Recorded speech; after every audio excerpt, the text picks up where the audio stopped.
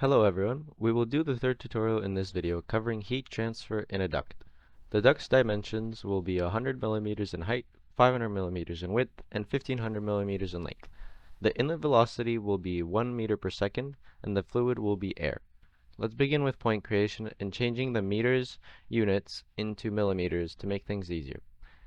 Create the first point by simply pressing create point, which will make a point at 0, 0, 0. The second point will be 1500 for x, 400 for y, and 100 for z. The third point will be 400 for x, 100 for y, and 0 for z. The fourth point will be 425 for x, 100 for y, and 0 for z. The fifth and last point will be 400 for x, 100 for y, and 100 for z. We now have 2 diagonal points for the channel and 3 points for the cylindrical rods. Let's create the rods by following the hint in the bottom left and selecting the bottom center point, then the radius, and lastly the height. As you can see, now we have a small rod body. Now we can duplicate this rod by pressing the translation tool and pressing keep original. Next, press the rod and select the distance of 100 millimeters in the y direction for the second pipe. Click translate, and then do the same for a 200 millimeter translation in the y direction. Next, we can make a box representing the channel by using the box tool in geometry creation and pressing the left and rightmost points.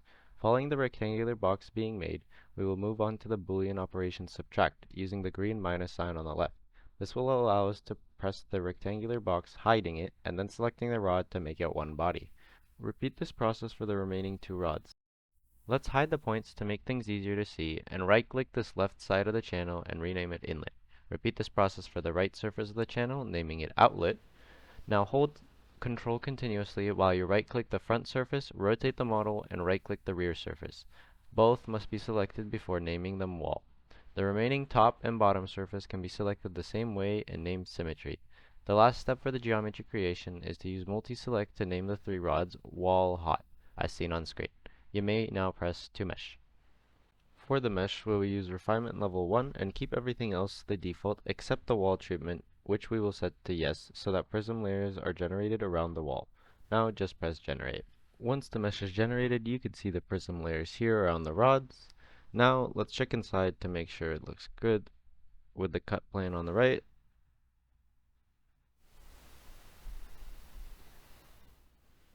And if you look at the graph on the left, it also passes the test, so we can press to setup. On the setup page, use all default settings, but change the heat model to be set to on. For the inlet, set a velocity of 2 meters per second. Keep the default ambient temperature and set the length scale to 0.1 meters or 100 millimeters.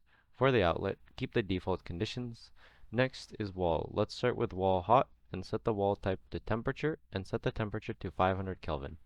Let's set another regular wall, changing the drop down from wall hot to wall and changing the temperature to 350 Kelvin.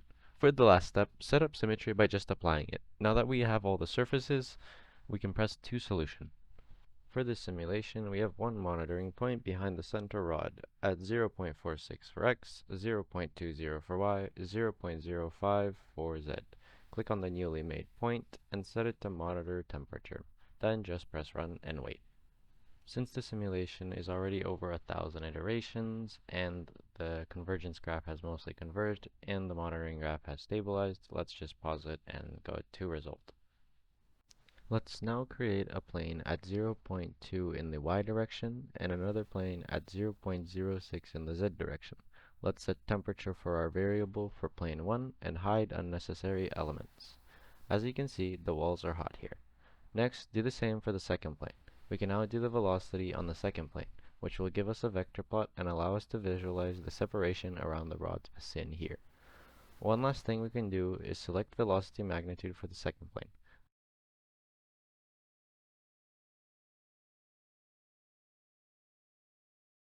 Finally, you can click the report button as always if you'd like. That will be all for the simple heat transfer tutorial in a duct. Thank you for watching and happy simulating.